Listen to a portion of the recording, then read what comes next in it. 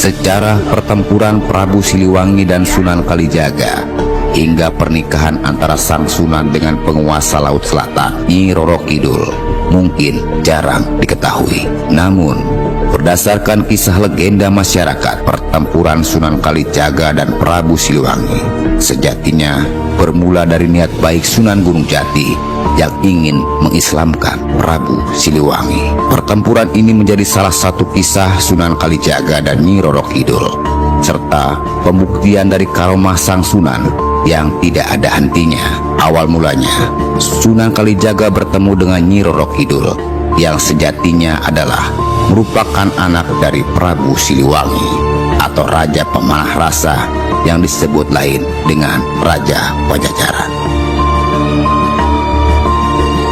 Ampun Prabu, hamba mendengar kabar bahwa Sunan Kalijaga hendak menantang Gusti Prabu. Sunan Kalijaga? Apakah dia pikir bisa menggetarkan Pajajaran? Suruh dia datang, akan kutunjukkan kekuatan seorang raja.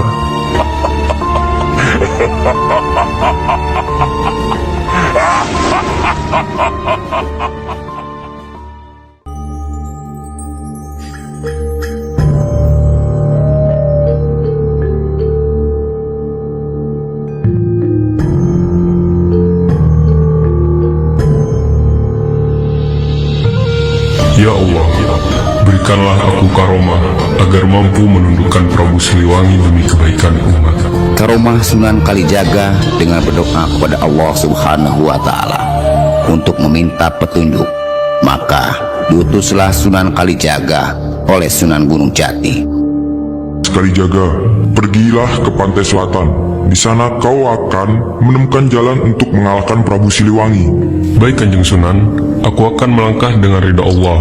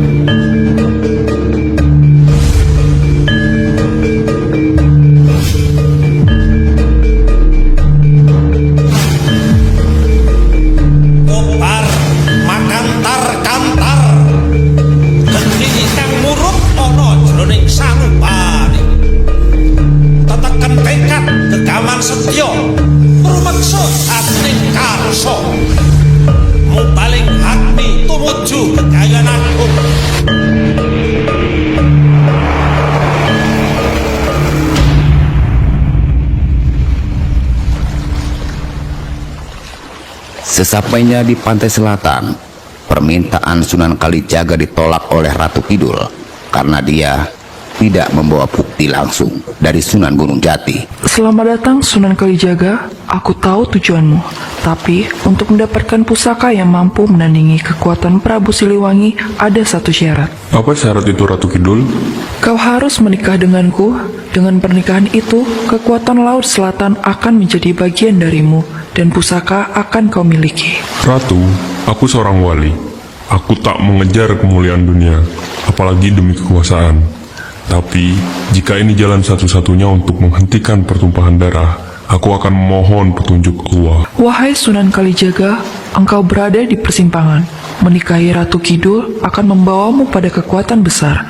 Tapi, ingatlah, kekuatan sejati datang dari hati yang tulus, bukan dari perjanjian semata. Merasa tidak mendapatkan hasil, maka Sunan Kalijaga membawa Kanjeng Ratu Kidul untuk menghadap Sunan Gunung Jati. Di hadapan Sunan Gunung Jati, Ratu Kidul merasa malu karena dia tahu bahwa Sang Sunan pasti bisa membaca pikirannya. Wahai putri Prabu Siliwangi, hanya engkaulah yang mampu mengalahkan kesaktian ayahmu. Maka dengan segala hormat pinjamkanlah Kalijaga tombak pusakamu yang bernama tombak Karera Reksa. Bukannya saya tidak mau meminjamkan pusakaku, akan tetapi jika berkenan, maka yang meminjam pusakaku harus bersedia menikah denganku sebagai syaratnya.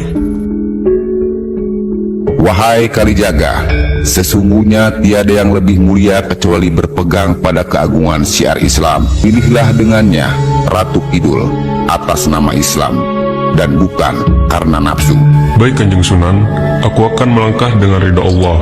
Sebelum itu, saya ingin menguji kesungguhan Kalijaga. Carikan saya sebuah tasbih kecubung wulung, di mana tasbih itu hanya ada di Laut Merah. Sunan Kalijaga menyanggupi persyaratan itu. Sesampainya di pinggir Laut Merah, langsung disambut Ratu Bilqis. Wahai Kalijaga, apa kamu yakin ingin menikahi Ratu Kidul? Benar Ratu Bilqis, aku hanya ingin menghentikan perang, bukan mengikat janji karena nafsu. Jika pernikahan ini membawa maslahat, aku akan menerimanya. Kalau begitu, ambillah kecubung wulung ini, berikan kepada Ratu Kidul sebagai kesungguhanmu. Setelah mendapatkan tasbih itu, Kalijaga pulang dan menemui Sunan Gunung Jati.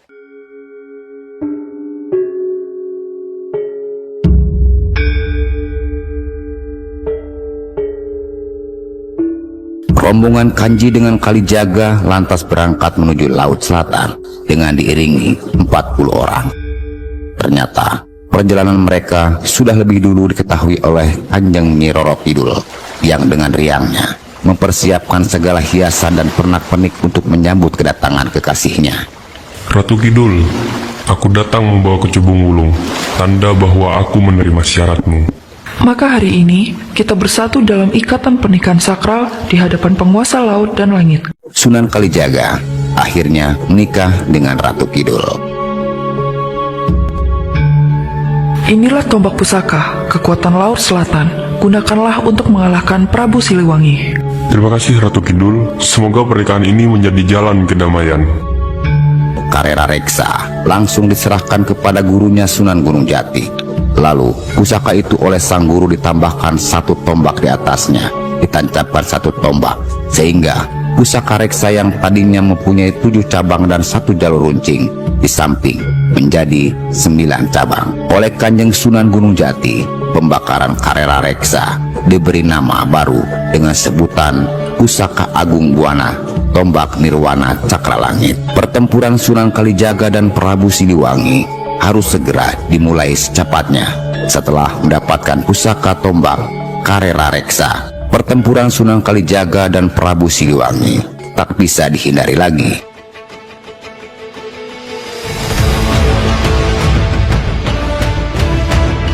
Sunan Kalijaga, akhirnya kau datang. Tunjukkan kekuatanmu. Prabu, aku sudah menawarkan jalan damai. Tapi jika kau memilih perang, aku tak akan mundur.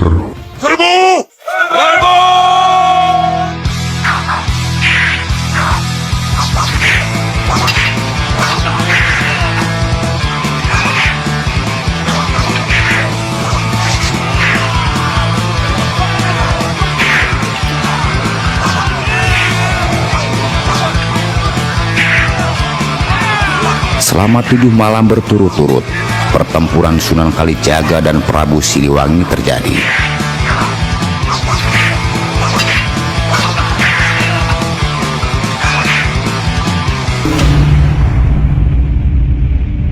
Tidak, ini tidak mungkin. Kemenangan ini milik Allah, Prabu, bukan milikku. Setelah mengalahkan Prabu Siliwangi, senjata tombak Cakra Langit dikembalikan ke Keraton Pantai Selatan, dan hingga kini tombak tersebut masih ada. Itulah kisah pertempuran Sunan Kalijaga dan Prabu